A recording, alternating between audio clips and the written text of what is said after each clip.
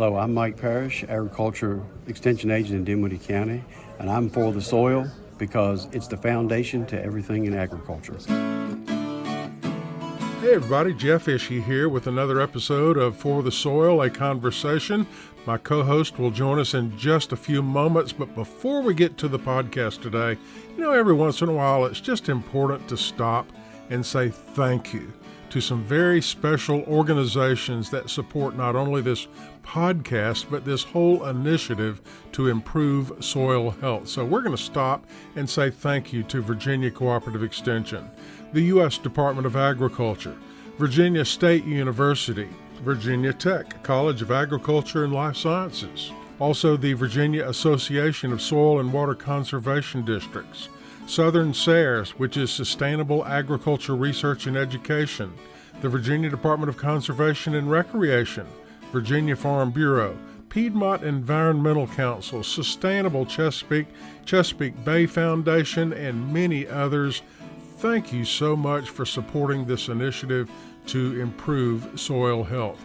If you'd like to see a full list of all the partners of the Virginia Soil Health Coalition, just go to the website forthesoil.org and then just click on About, and you will see all partners of the Virginia Soil Health Coalition. One quick note, forthesoil.org. Do not click on forthesoil.com. That is not us. That is a private company, a private organization, totally unrelated to For the Soil, a Conversation. So make sure you put in forthesoil.org. Now to this week's episode.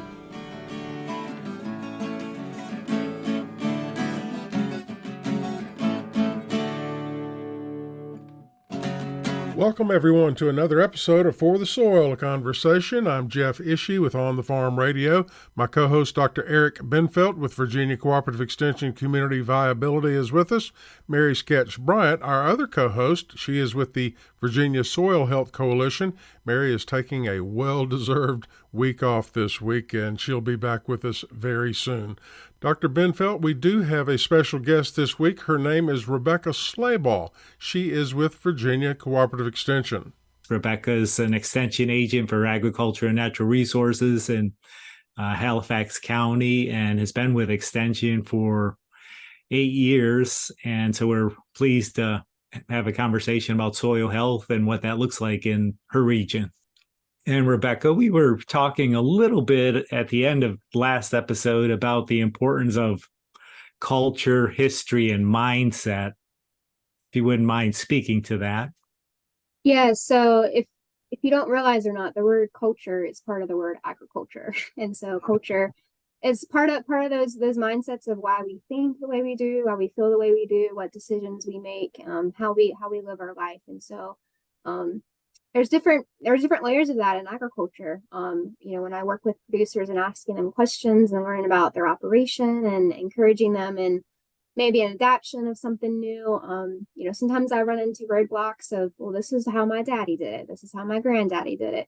They didn't soil test, or they did this and it was just fine. And so in my conversation with producers, I try very respectfully not to belittle them, but also to help them see the bigger purpose and bigger picture and say, yes, this may be good or okay, but you can be even better and you can be even more efficient and you can be an even deeper conservationist with more long-term benefits. And so, yes, that is a struggle. I think there's an optimism with the younger generation, with myself, that maybe has had more opportunities with going to college or internships or travel or living somewhere else where they were born and raised, or other relationships with people with other parts of agriculture that can give them that perspective.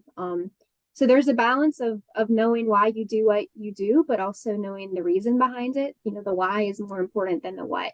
But that has been a challenge with agriculture as we look at new things, whether it's cover crops or a new way to take care of our soil health. Sometimes that can be a roadblock of, it's something new, it's something different than some people have done before. And so different seems extra. It can also seem unnecessary. But again, we focus on what the producer's goals are, and we want them to be the most purposeful and productive producer that they can be. We're talking today with Rebekah Slabach with Virginia Cooperative Extension. And Rebekah, I'd love to hear your comments on soil health with a specific crop, and that is tobacco. Of course, where you are located on the south side of Virginia, there's a lot of tobacco grown, and we have not talked about that crop in this podcast before, but I have learned that Virginia is one of the leading exporters, of course, in the nation with regular tobacco, but also in certified organic tobacco. A lot of people might not realize that, but can you talk a little bit about soil health with a very intensive crop such as tobacco? Yeah, so tobacco is a very premium crop with the amount of value that producers get off of the crop, but it also is, because of that reason, also very intensive on the soil. So there's a lot of tillage involved. There's a lot of hand labor with it. There's a lot of equipment that's used with either harvesting it or planting it. So because it's very intensive, the top, few inches of soil are the most important soil. And so when soil is not covered, when it doesn't have a chance to, rest and recharge in between, planting of another crop, when it's not replenished with its nutrients, with lime or fertilizer, it just ends up being more and more depleted. And so over time, we've seen that with tobacco, just because it is so heavy intensive. And if producers have not been purposeful with the rest and soil health and replenishing that soil fertility, we've seen a lot of erosion. And then when we've had droughts and we've had hurricanes, when producers are done with tobacco and plant the next thing, we've just seen it slowly erode. I've seen that in the color and the texture of soil. It's very dried out. So that's been a generational thing with tobacco heritage in our area. And even though there's less producers growing tobacco, again, even if you're a new producer and you're inheriting or buying land, if there's been tobacco on in the past, that's usually a part of the conversation I have with people, because they see the effects, they know it, and they just know that you inherit the history and heritage and opportunities and challenges with the farmland that you've had. And Rebekah, one of the key principles that we've been focusing on, and our partners as well, is the idea of minimizing soil disturbance. And if you could talk about tillage, we have conservation tillage, reduced tillage, no-till, and trying to get people, if they have to till, to till as gently as possible. And what are you working at there? Yeah, so with soil disturbance, we tell producers that, we want the soil to be healthy and have pores and have spaces for the soil to breathe, for water to infiltrate. Anytime there's rainfall, we want that rain going down the soil, down the water table, so it's a reservoir. We want there to be biological activity. We want there to be living organisms there, helping to break down soil, helping to increase the organic matter. And so when there's high tillage crops, it's just slowly going to be compacting soil. It's going to be slowly killing those living organisms like worms and other biological things, and it's going to close pores. There's going to be less opportunity for air and water to flow in your soil. And so there's many impacts of that. But again, tillage mainly is those first few inches of the soil, which is also what's the most important parts of the soil too. And so again, then with tillage, we want to make sure our soil is covered also, most importantly. And so we've seen the impacts of high tillage, and thankfully there's been, much research and education and outreach, and producers are seeing the effects of high tillage and are, adapting to some less intensive practices.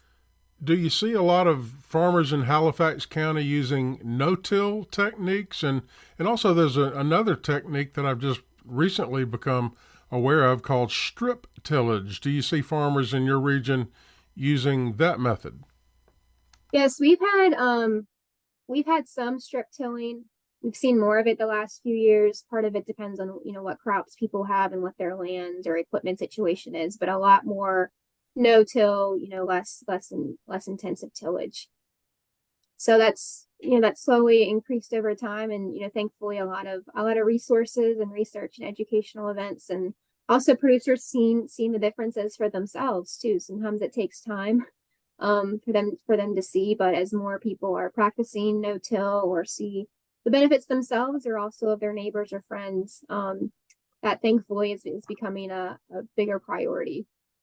And Rebekah, you've also done some research and demonstration with cover crops. If you maybe walk us through from the importance of planting even a single species of cover crop to maybe experimenting or moving towards maybe 3 to 5, or I've heard some farmers plant 20 cover crop species in a mix.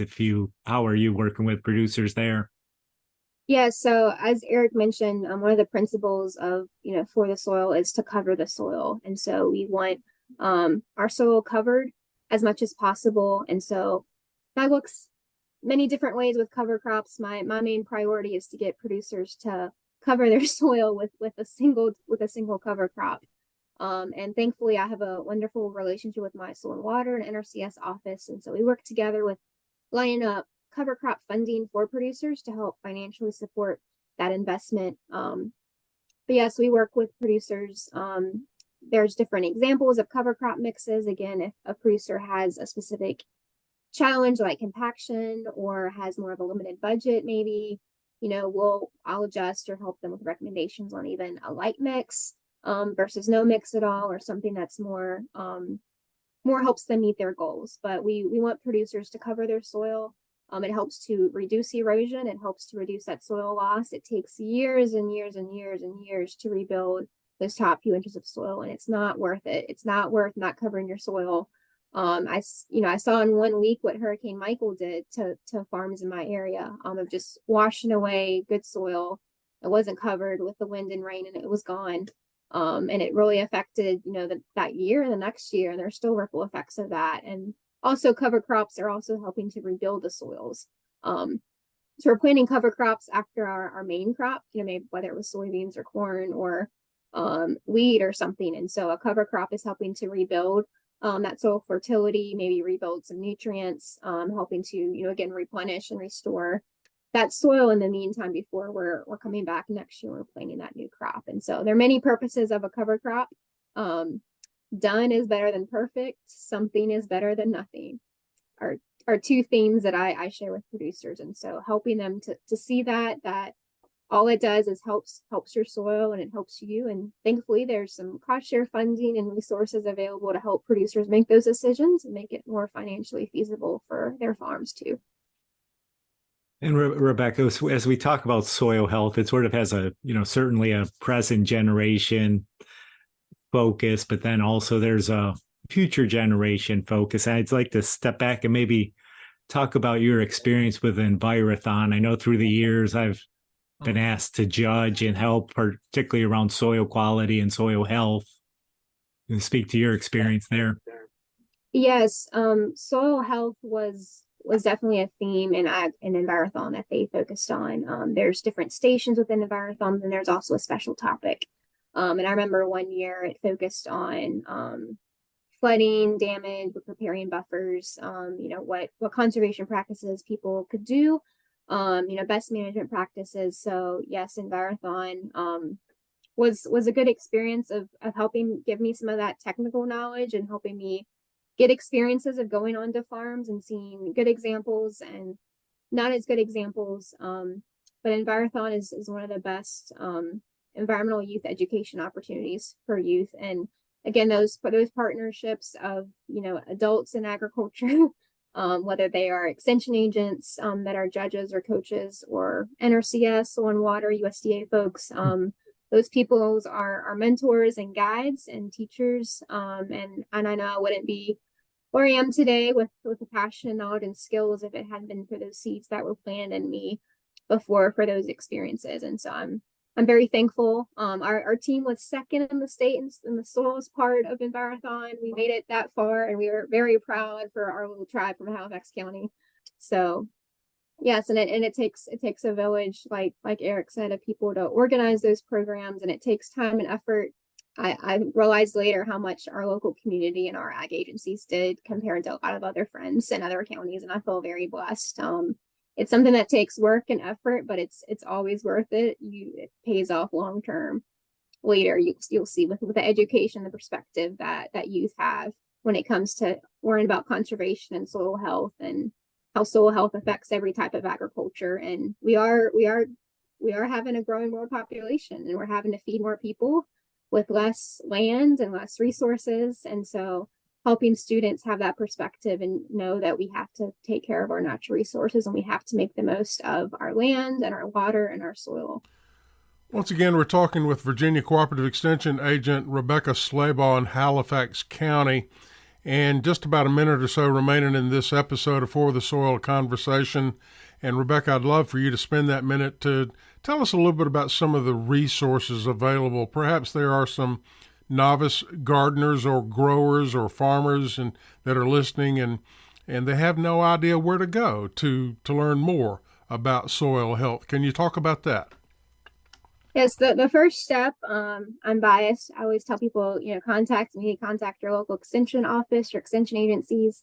We have resources within the extension. The For the Soil, so the Soil Health Coalition has been one of the resources I've used, and I've also referred to people with specifically soil health resources. There are podcasts available. There are SARE books available that I've, requested and have passed out to farmers, and I call it Merry Christmas.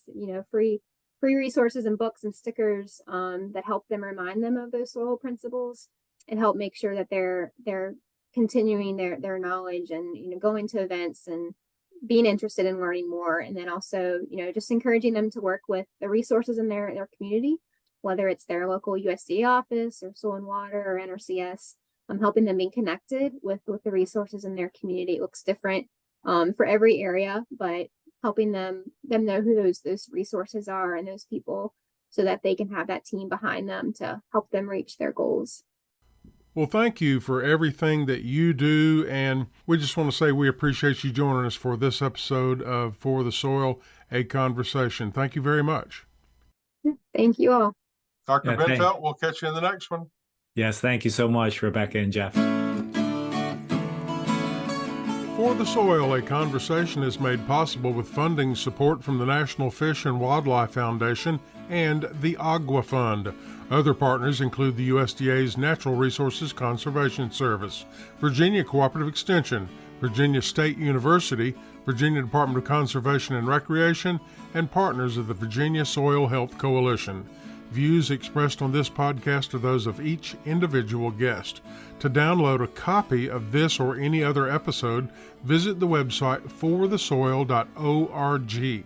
If you have a specific question about soil health, call your local extension office, your local USDA service center, or a Soil and Water Conservation District office. Music used during today's program was provided courtesy of the Flip Charts, all rights reserved. For the Soil, a Conversation is produced by On the Farm Radio in collaboration with Virginia Tech. I'm your host, Jeff Ishii.